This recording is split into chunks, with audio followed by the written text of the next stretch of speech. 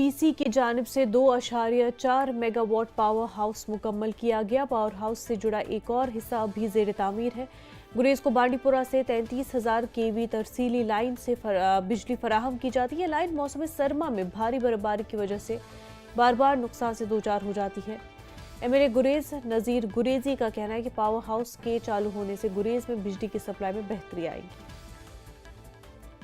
2-4 महीने ये बिजली फराम होती है। जो तरसीली लाइन है वो ख़राब हो जाती है बर्फ़ पड़ने की वजह से। तो मुझे उम्मीद है कि इंशाल्लाह इस बार जो है अगर बर्फ़ नहीं पड़ी तो कुछ 1-2 महीने ये बिजली जो है वो तरसीली लाइन से आ जाएगी। उसके बाद हम जो है 1 मेगावाट जो है वो पावर कृष्णगंगा से यहाँ सप्लाई करेंगे, जो 2-4 गाँव के लिए सफाई होगा। बख्तौर और कंजलवान में भी मुझे उम्मीद है कि अगले साल हम तरसीली लाइन से जो है उनको पावर देंगे। PDD डिपार्टमेंट से एक रिक्वेस्ट करते हैं कि इस दूर दराज इलाके में पावर की सप्लाई बराहम की जाए ताकि हमारे यहाँ कंटिन्यू पावर रहे और यहाँ पर लकड़ी का सिस्टम। नौगाम सनवारी